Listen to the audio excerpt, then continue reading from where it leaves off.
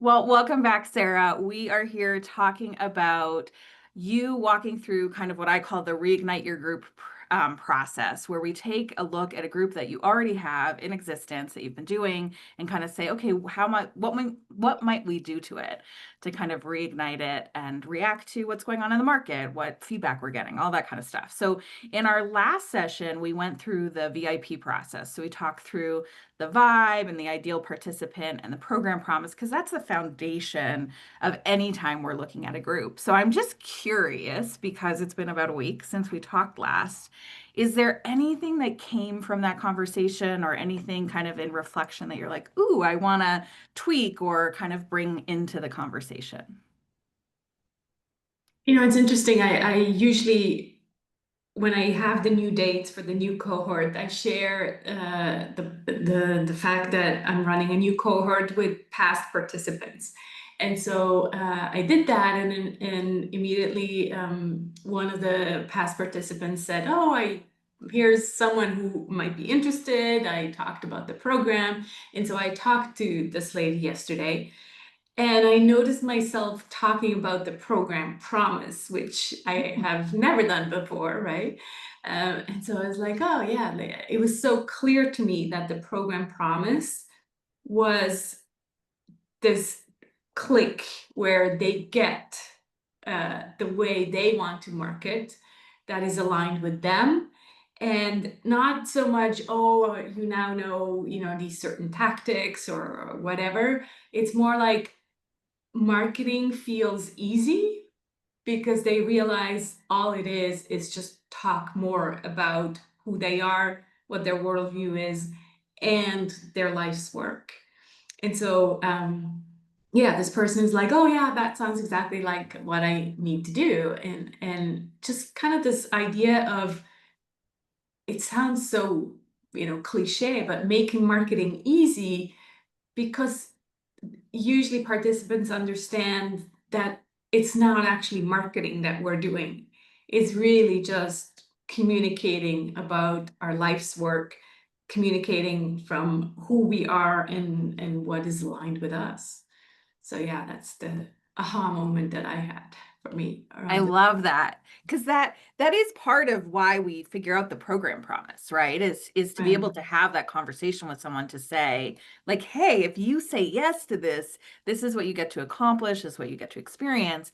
And when it clicks and someone says, yeah, that's what I want, that's when you know, like, okay, we're on to something, we're clear on something that people want. And yes, that idea that, you know, marketing can be easy when it is connected with you and it's built for you and your belief and your worldview and all those kinds of things, instead of, some of the other antics that So get many suggested. shoulds. Yeah, exactly. Yeah, Yeah, for sure. very cool.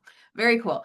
Okay, so the next thing that I like to kind of do is walk through the pivotal moments of a group. And so when we're walking through this, we're going to be thinking a little bit about, like, what have you done in the past, but also, is there anything there that we want to change or tweak or kind of have a conversation around to say, okay, this might be one of the areas that we might look at.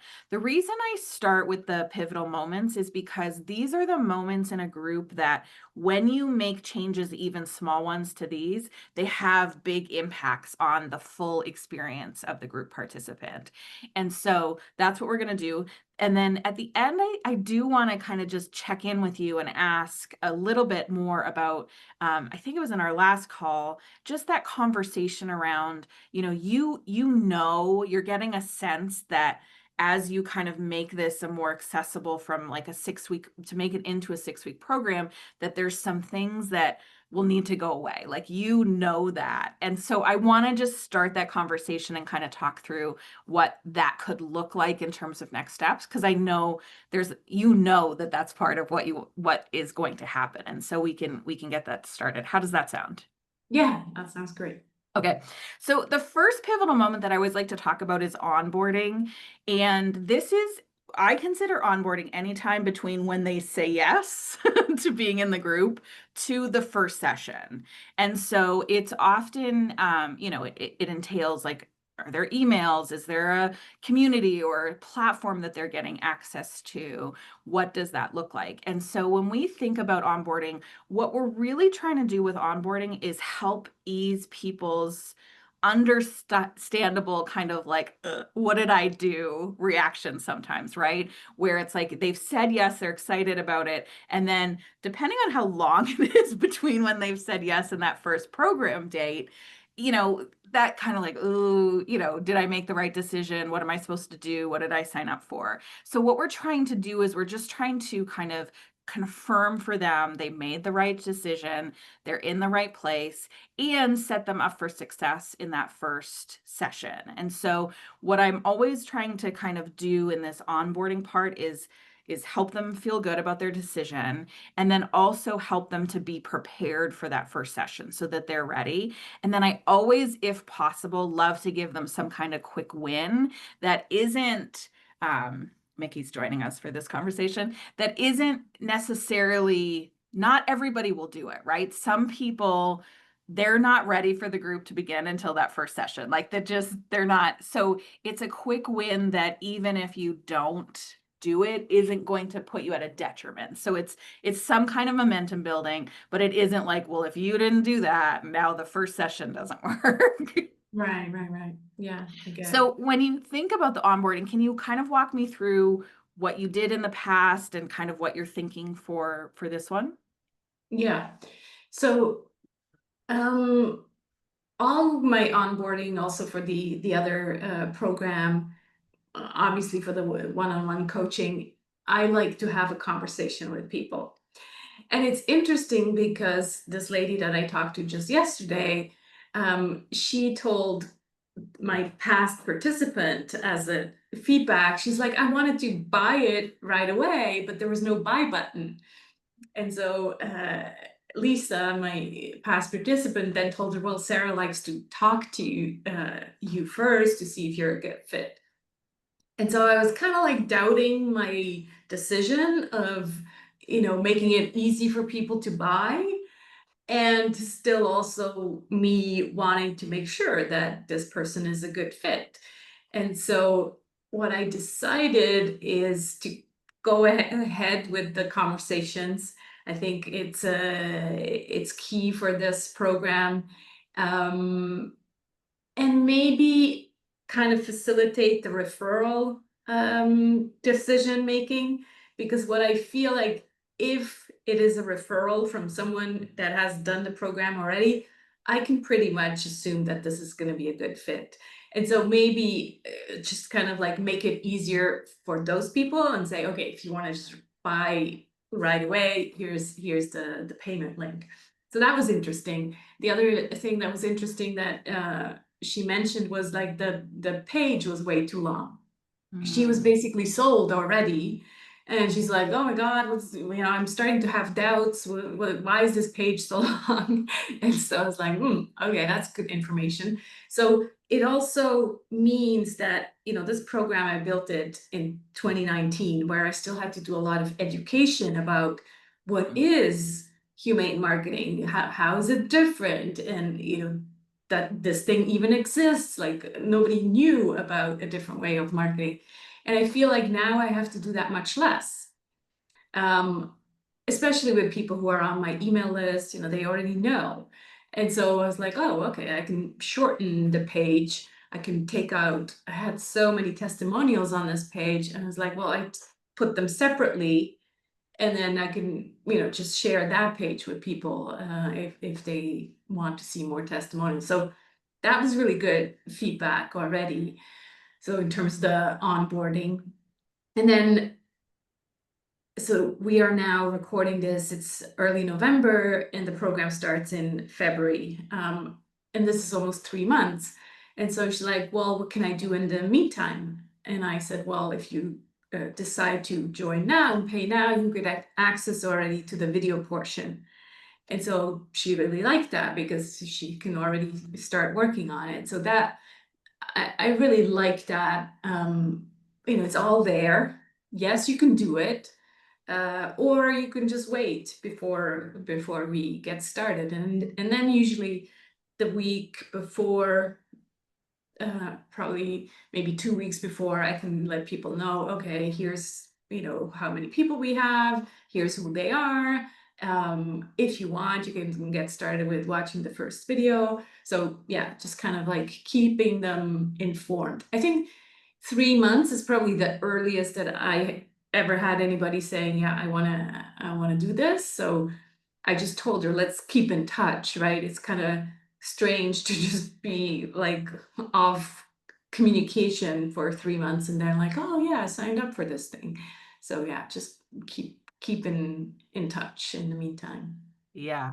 You touch on so many points that are important. So, one is that idea of taking a stand for having those conversations, right? And saying, like, okay, in the background, that maybe this is an invitation to reconsider referrals. But, one of the things that you stand for is kind of, I need to know you. I need to know it's the right fit because what you stand for is a right fit sale, right? Yeah.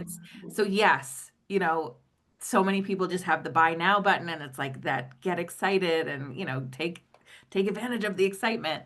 And it's like, no, no, this is a curated group, right? Yeah. Like it's more than like exclusivity. It's about right fit so that everybody has the right experience, right? And it's Yeah. you're very clear about the fact that if they're not ready for you, that's okay. And you have other things that they can either consume or other people they might want to go talk to, refer them somewhere else, or kind of let them know, hey, this is what still needs to happen before this program makes sense for you. And so Yeah. I just want to reiterate like there's so much value in that stand, even though we're operating in a market that is like automate everything, make it fast, make it simple, get them enrolled now, right?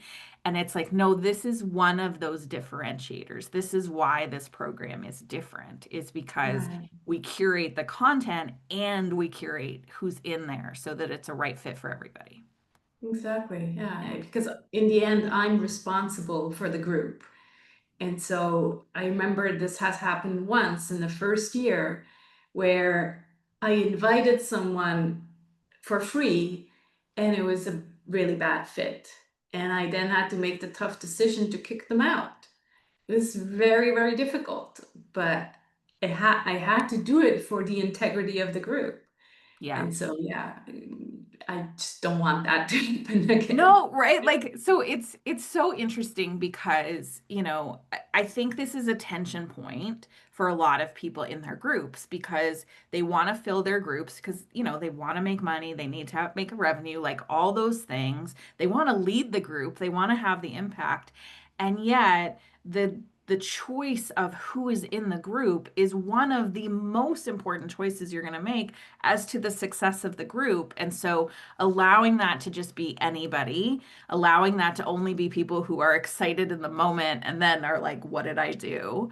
Um, and if you don't make that tough call at the beginning, sometimes you have to make the tough call in the group. And I personally would much rather have the conversation ahead of time and be like, I don't think this is a right fit, than then have to kind of deal with what happens when you have a wrong fit person in a group because as you said it impacts the group and now you're trying to correct it with the person and figure out kind of what that looks like but you're also trying to repair in the group as well because they're impacted by Yeah, that. And so I'm always the like, have like do the hard work ahead of time so you don't yeah, have to do the hard work later. for sure. Yeah. Yeah.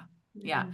Yeah. The other point there was that idea of like, oh, how long makes sense between like when you start taking people in and the group. And this is another perfect example where it's like you don't want to turn around to that person and be like, I'm really glad that you're excited, but you can't enroll for 2 months until we're all kind of like it's kind of like, oh, that feels weird too. And so because you're in a position where you have something that you can give them access to, it's a great way to kind of say, hey, this is what you can access. Do with it what you want or don't. It's up to you. But here's kind of that. You can start putting your toe into it a little bit more. And that, comes with time, right? Not everybody who's starting a group has that kind of thing to offer, but Right. your instinct of let's stay in touch is really important because it is like, a decision you made 3 months ago. Sometimes you don't remember it,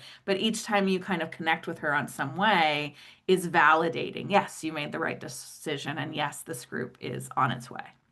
Yeah, exactly. Yeah. Great. Yeah.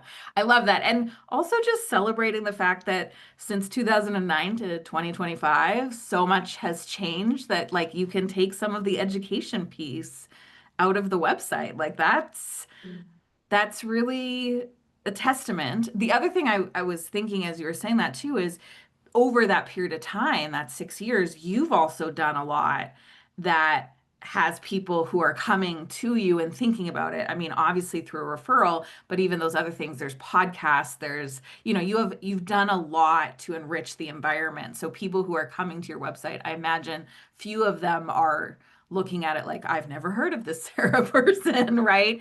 And so all that other stuff that you've done to really help educate is Yeah, exactly. Has helped educate so that, how in marketing you say you need to pick them up where they're at. Well, before I had to really pick people up at the other side of the bridge, but now they're already on the bridge, on the right. journey. Yeah.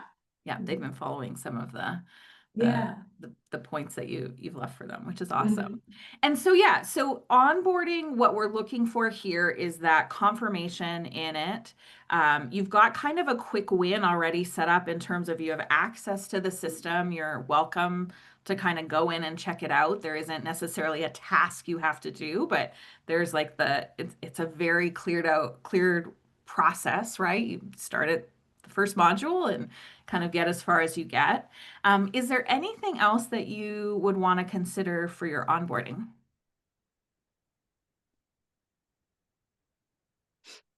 Mhm.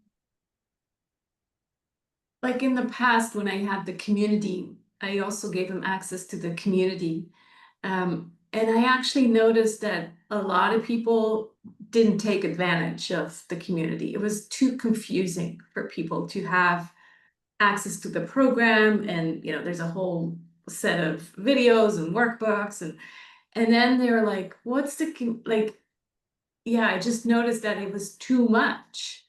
And now that I revisited the onboarding email, I was like, yeah, it's actually good that that's gone. It needs to be more simple so people don't get overwhelmed already when they, get that first email.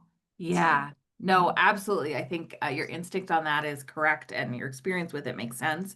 The thing that I always think about with a community, especially if it's kind of like an add-on versus like this is your offer, but it's a complimentary.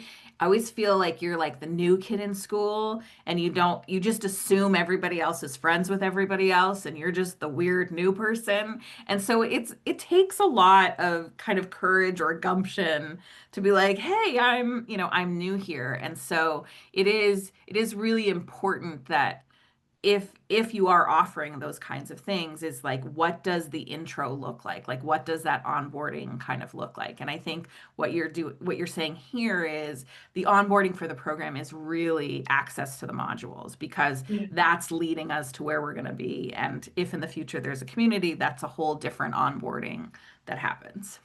correct. Yeah. Yeah. Very Mhm.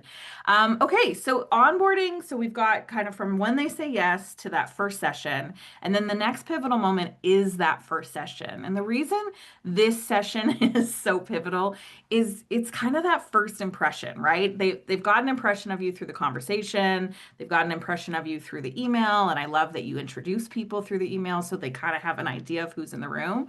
But that first session is the first time when people are like, am I in the right room? Right. And that's really the question they're asking. I noticed the inclination for a lot of group leaders in the first session is to kind of talk about themselves. And I always say to people, they've already said yes to you, right? By saying yes to your group, they've said yes to you. Now they want to know, are they saying yes to the rest of the people? And so it really is about how do you get people to connect and start creating those relationships less Mhm. about you. It has to be about the group, obviously, like the program itself, so people kind of know what to expect. But the most important piece is that people start to feel like I'm part of something. This isn't a safe environment for me. Ooh, that person seems interesting. It's that kind of thing. So when we look at the pivotal moment of the first session, how do you kind of approach the first session, or what are you thinking for that first session? Yeah, the way I've run it in the past is like it really is an introduction session to each other. Uh, and because it goes along the 7 P's of humane marketing, and the first P is passion, or purpose, finding a why. We start with connect. So I put people into breakout rooms, and people share, if they already know their why, what it is, if it makes sense when the other person listens to them, and they give each other feedback. But that's not like, okay, here's the first minute and I'll throw you into breakout rooms. There's a little bit Yeah. of introduction, and here's what's going to happen during the 5 weeks. But yeah, I find that these breakout rooms are really key to get started ASAP, because it's not, I just want to set the stage that this is not a program where you turn off your video and you just, do your house cleaning at the same time. So Yes. people really get that impression from session one. And yeah, they get involved, right? They get to express, they get to share. Um, so that's what's happening in session one. I think the other thing, let me just look at the page. Yeah, another big piece that I talk about in this first session is this concept of integrity. Um, because I find it such a key component of humane marketing, and it also sets the stage for the kind of group we want to create. And so I really explain, how having integrity in business and in marketing is what it all comes down to, in this program, in their world, in having a business like we're human. And people always really like, it's deep. They really get that, and it makes them think. So yeah, I think I will want to keep that piece on integrity. It really Yeah. resonates with people usually. Mhm. Yeah, and it really does kind of set the standard of like how we're going to operate here. One of Right. the things that I often encourage people to do is like I call them group agreements, but sometimes it's house rules, group rules, whatever it is. But it's kind of this like what are we agreeing to make this a safe and productive place for all of us? And I think that integrity conversation is such a great starter for that. And it Mhm. also invites like what does integrity look like for you in this, right? Like, and I imagine some of that is like showing up and participating, and then the Exactly. the the always important conversation of what does confidential actually mean to everybody, right? Like, that word doesn't mean the same thing to each other, and so doesn't always mean the same thing. And so getting clear about what is it that we're allowed to talk about that happens in this group and what are we not allowed and what stays within the group. So I love that integrity is kind of the way in for that. This is how we're going to agree to kind of work together. Yeah, yeah, Yeah. Yeah. exactly. Mm. Very cool. And then I'm with you on the small groups. It's so funny because I see a lot of groups that just stay in the large group environment, and I understand the inclination to want everybody to hear from each other, right? And yet, if we think about our own experience in groups and in large group discussions, so many times when there's an opportunity or an expectation to participate, we're kind of sitting back and waiting for our turn. And we're thinking, what am I going to say? What am I going to say? Oh gosh, I was going to say that. She just said that. He just said that.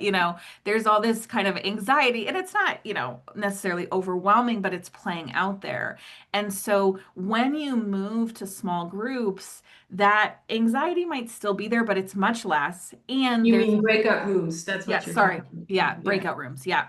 There it's much less and it means you get to actually listen to to more people because you're actually paying attention. I always say like less, five or more you can hide in, right? It's easier to hide. And so having those small groups or the breakouts that are two, three, or four people really starts to help people know each other and create connection, which then actually adds to the large group discussion because now suddenly I was in a small group with Sarah. I was in a breakout with John. I want to hear their answer on something else. And so it actually, by starting with those smaller breakout groups, you actually build the interest and the attention and the engagement when you do decide to have some of those larger conversations. Totally, yeah. And for me it's two things. It's a timing, the timing aspect. So you you know, if you really, depending on how big the group is, but if you have a, let's say, 10 or more people,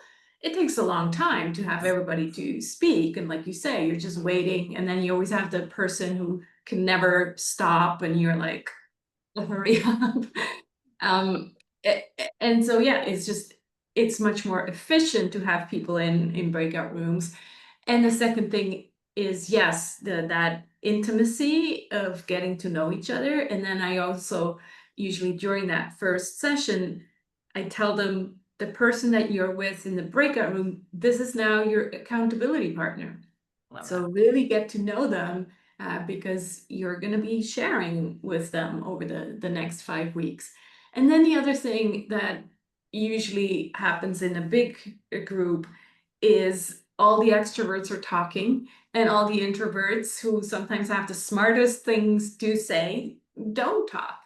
And so in a breakout room, well, they have to talk. And in a way, a lot of what happens for especially for the introverts in a program like this is confidence, and you need confidence to market your things and to work, to share about your life's work.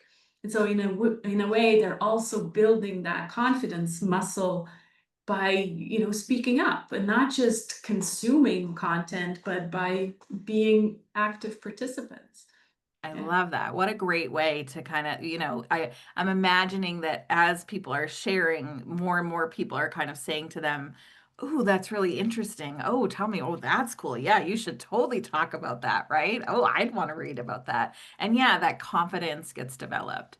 The other thing I will just point out about what you talked about for that first session and what you do is you do want them to know that it's different, right? Because unfortunately, the majority of kind of these opportunities to connect in groups ends up being that talking head, that kind of like large group discussion, the highly paid YouTube channel or podcast, right? And so when you kind of start that first session pretty close to the beginning and say, no, no, we're getting together, we're talking, you're really communicating to people that you're doing what you said you were going to do because you, in your marketing yourself and in those conversations, you're talking about this intimate group and kind of what you'll experience, and you're modeling it for them. So you're showing them, like, yeah, what I told you is accurate, and Yeah, we're this gonna is keep doing actually that. happening. Yes, yes, yeah. The next pivotal moment that I talk about is what I call the cornerstone do activity. And the reason I call it a cornerstone is it's kind of like the cumulative, or it's the biggest kind of most impactful activity. It doesn't have to come at the end. It doesn't have to, there isn't necessarily a placement of it, but it's that experience or that do activity that they do that when they think of your program, it's one of the things that they think about because it's like, oh, I can pinpoint that experience or that activity or that thing that I did in it. When Mhm. I say that and you think about this program, what might you say is that cornerstone do? Yeah. So in the second session, we talk about the P of personal power, which is all about learning who they are. And, in the homework, I have them look at the personality assessments, human design, Enneagram, etc. And so a big aha happens there. And people just love to share their ahas of what they found out. And no wonder this marketing thing didn't work for me. And so that is a big pivotal moment. It's not so much a cornerstone activity, but it's a big moment for them. And then we go into the people, which is usually like what every marketing program starts with, right? They start with your client, your ideal client, all of this client work. And I think maybe that is one of the cornerstone activities, is going very, very deep into their ideal client. And I'm talking way deeper than just, how much they earn, blah, blah, blah. It's like we're doing this empathy map where we are trying to understand, what does your client think, say, do, think, say, uh, do, And probably remember feel. the fourth one. Is it feel? Feel, Yeah. yes. Yeah. And so, really thinking deeply about their ideal clients, and how they that is it, so that they can then create the kind of marketing messages that really appeal to their ideal clients, so that it resonates, right? So Yes. maybe that's one of the cornerstone activities, that empathy map. Yeah, people always get like a big aha moment there. Yeah. And you can have more than one, right? Like in a program, you can have more than one. And you've pinpointed it. It's that reaction, like oftentimes it's the reaction that tells you this is a cornerstone, because it's like, Yeah, what? Or yeah, wow, or that makes yeah, so much sense. And it kind of sticks with them, and it's what they can't put back in the box, right? Like they can yeah. never go back and not know that about themselves, or about their ideal part, or their clients or participants. Oh, and what they really like, I use a Miro board for that, Mm, or mural, I can't remember. And so we collaborate on this online board. And so what they like is that they're not just seeing their own responses, but we then can also look at everybody else's responses and just go, oh yeah, that actually is true for my client as well, right? yeah, Often there's similarities. So yeah. very cool. I I think love in that. general, people always like the activities that we do on the mural, because we can, kind of see what everybody else is doing, and that just kind of gives us inspiration for, yeah, that's true, and that applies to me too. Yeah, right. Like it's that inspiration. It sometimes like gets us to think about something a little different. It's like, oh yeah, that applies, or oh, that doesn't apply, but I wouldn't have known that. And it also just makes you feel like you're not alone in it, right? Like that your colleagues in the group are having those same aha moments, and they're struggling with some of the same things, or it's that sense of we're in this together, even though our businesses are separate. It's like, no, no, we are doing part of this together, Yeah, which is such a great feeling. exactly. Yeah. Yeah, And then the final pivotal moment is the final session, which, in my experience, a lot of times the final session is kind of where everything gets jammed into, because it's taken us longer to get through some of the other stuff. And, we're just trying to finish it. Versus the final session is really the opportunity to help people take stock of, what did I accomplish in this group, right? Whether it's 6 days, 6 weeks, 6 months, 6 years, what's changed? And what I always find really interesting is, as humans, it's really hard for us to remember what was, right? So we are not necessarily going to go back and remember exactly what it was like before we had understood our personal power or understood our empathy map. And so the final session is about really taking stock, but then it is also about really kind of closing out and saying goodbye to the group as it is. Even if they join again, even if there's a next level, it's still the end of that group. And so it's allowing for some of the emotions and the feelings and kind of the gratitude and grief that comes with endings. And so that's why the final session is also a really pivotal moment for a group. So tell me about the final session that you have in your program. Yeah. I think I think over the years, the final session, when I think back in the 3 month program, was absolutely what you've just described, right? It was like, oh, we're gonna miss each other so much. And it's, yeah, like, even though that also happened in the 5 week program, but it did feel like, oh, we're just gonna squish a lot of more content into that, and then, oh, we're gonna miss each other. So so thinking now about how I want to change that a little bit and really create this spaciousness for, what did we learn? What are we going to bring forward? Um, so one activity that I've done in the past in this last session, or what I share, is like this ongoing Google Doc of things people now want to integrate. Mm, Because obviously in 5 weeks, well, there's a lot of stuff that is going to come up and all these projects that you will want to work on.